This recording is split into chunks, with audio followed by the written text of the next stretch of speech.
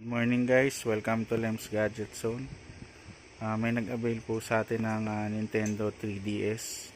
Ito po siya, si Ma'am Cel ng Bulacan. So ito yung in-avail niya po na unit. So ang kinis kulay pink. So ito yung kasama niya, stylus tsaka USB charger. Open na po natin.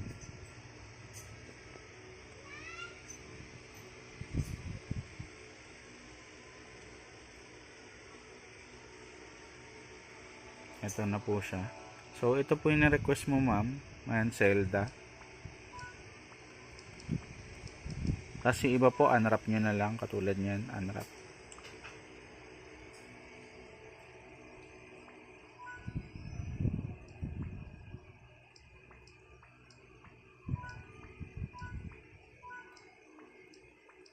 Ayan, unwrap natin siya. Ayan. Okay. So, ayan yung mga Zelda games. So, kapag yung question nyo ma'am, kapag ano ba, magra-run ka ng isang game, bawa ito, A Link Between Worlds, press nyo lang yung A. Tapos magla-launch na yung laro. Yan. So, loading na siya.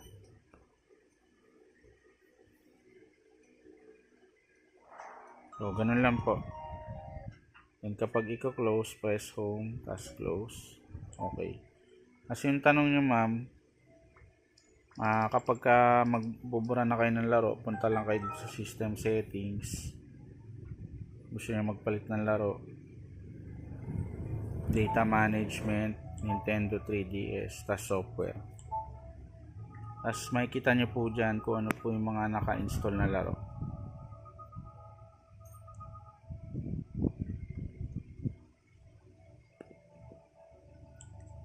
Yan. Yung mga ganyan pwede na natin i-delete yan.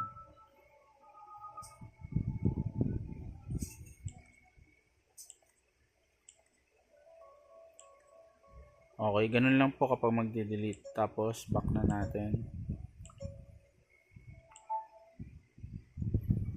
Tapos kapag magda-download kayo, syempre dapat i-connect nyo po siya sa Wi-Fi.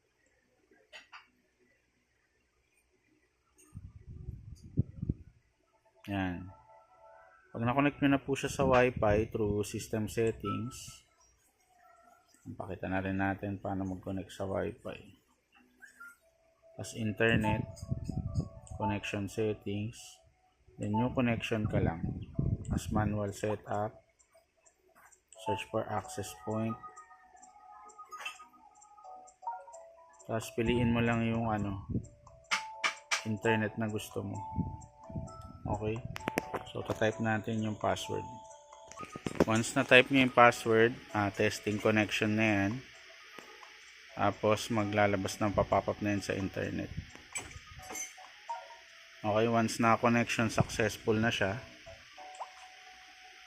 back mo lang. Close. Tapos, pupunta ka na ulit dun sa H-Shop kung saan ka pwede mag-download ng mga games. Yan, napin mo lang yung H-Shop. Yan, unwrap. So kapag na-open mo na yung H-Shop, punta ka lang dyan ma'am. Tapos maglo-load yan. Hanapin mo lang yung mga games. Okay? Bawa games. Tapos gusto mo kung anong region. Bawa North America para mga English. Tapos pipili ka na lang ng laro. Minsan po mabagal siya kasi nag-ano pa po siya sa server, nagko-connect. So yun. Okay? Tapos press A mo lang kapag mag-install. For example, ito Sonic the Hedgehog na 3D. Yan, press A, install this content. Okay, lahat po ng binibenta ko guys na 3DS may ganting features na para pwede kayo mag-download na sarili nyong laro. Hintayin lang natin siya matapos.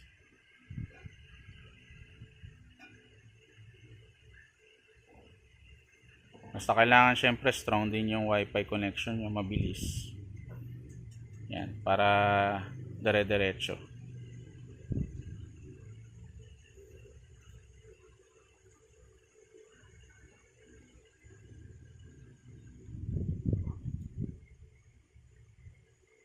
Yan, kailangan dyan tinuing connection yung nag-loss siya. So magre-retry ulit yan.